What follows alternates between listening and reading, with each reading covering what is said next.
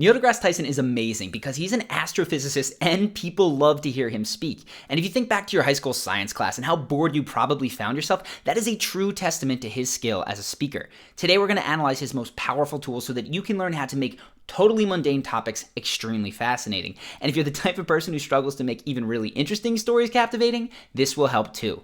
Just a reminder, if you're a longtime viewer of Charisma on Command, you might have seen a similar video. We're actually updating the old ones in a Throwback Thursday series to make those old videos more punchy. So let's go ahead and get started by breaking down Neil deGrasse Tyson's voice. What is the most astounding fact you can share with us about the universe? The most astounding fact. The first thing to note is that Neil deGrasse Tyson has a beautiful, silky smooth baritone voice, and there's part of this that is impossible to copy, but everyone can learn to create a lower and more resonant tone depending on how they train themselves to breathe and speak. Deeper, more resonant tones come from breathing deep and contracting the diaphragm when you produce sound. And that means that the expansion occurs in your belly and low back rather in your chest when you breathe in. So let me show you what the two sounds sound like. This is what it sounds like when I breathe deep and speak from my diaphragm. This is what it sounds like when I breathe shallow and contract more from my throat. So the slower you speak, the deeper you breathe, the lower your voice is going to sound. And you'll notice that at the beginning of my videos, mine tends to get pinched because I speak so fast for the YouTube audience to try to make people stay. That makes my breath more shallow and my voice higher pitched. Anyways, I'm going to link to a good exercise below that's going to help you condition your voice, but for now, let's continue with how Neil uses silence to create tension. The most astounding fact Is the knowledge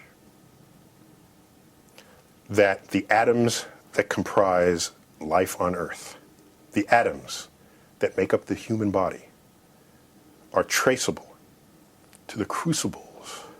So you're going to notice two big things here. One, the first thing is how that silence gets you hanging because he places it before completing his thoughts. And this gets you leaning forward in a way, saying, go on, go on.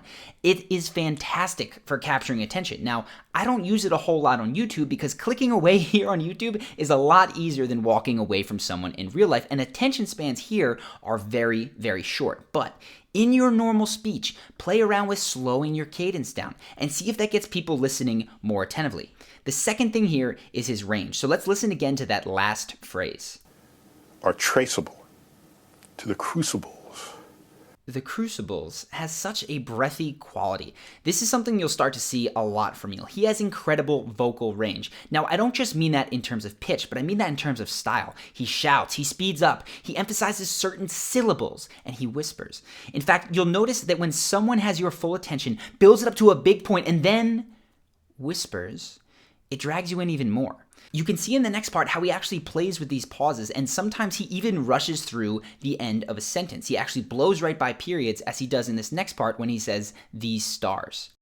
That cooked light elements into heavy elements in their core under extreme temperatures and pressures. These stars, the high mass ones among them. You see that? He actually shifts the speed and the rhythm. He doesn't always pause after his periods, and he doesn't always connect words right next to one another. Sometimes he adds a giant pause in the middle of a sentence. That makes his speech much more interesting. So just watch now how he plays with the cadence, the rhythm, and the style in this next clip. When unstable in their later years, they collapsed and then exploded, scattering their enriched guts across the galaxy. Guts made of carbon, nitrogen, oxygen, and all the fundamental ingredients of life itself. These ingredients become part of gas clouds that... People talk about speaking in monotone, and that's when you talk like this the whole time. It's the same tone, it puts people to sleep. What they don't realize is that you don't want to talk in mono anything. You don't want to talk mono speed and always talk at the same pace. You don't want to be mono rhythm and pause only at commas and periods. And you definitely don't want to be mono style. You want to experiment with breathiness and punctuated syllables. That variety is what makes a good style. Now, I can't play this entire clip, but you get the idea of how a mix of these different elements is going to create Neil deGrasse Tyson's unique style and unique voice. But you shouldn't just copy his style. You should simply pay attention to how he uses each of those elements for different effects. Think of it kind of as colors on a palette. Your own speaking style will be determined by how you use those different colors. You just want to make sure that you have access to the whole palette. So alter the speed, alter the tone, alter the rhythm, alter the volume, alter the breathiness and the style.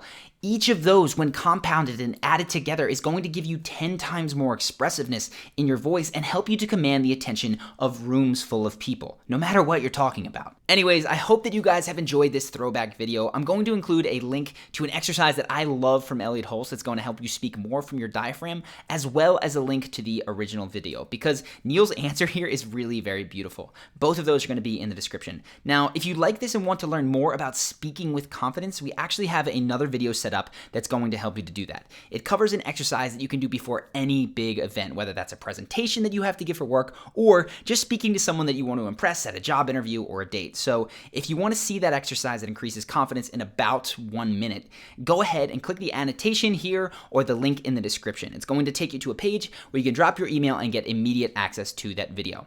For the rest of you, let me know if you want more throwback videos on Thursdays in the comments. I know that some of you may have seen the original, and I only want to continue to do these if they're genuinely helpful, so please let me know what you think. If you're new to this channel and haven't already, please make sure to subscribe. You're going to get notifications whenever we release a new video so that you don't miss anything. Plus, I just get really excited at the speed that the channel is growing, and it means a lot to me. So I hope that you all have enjoyed this, and I will see you in the next video.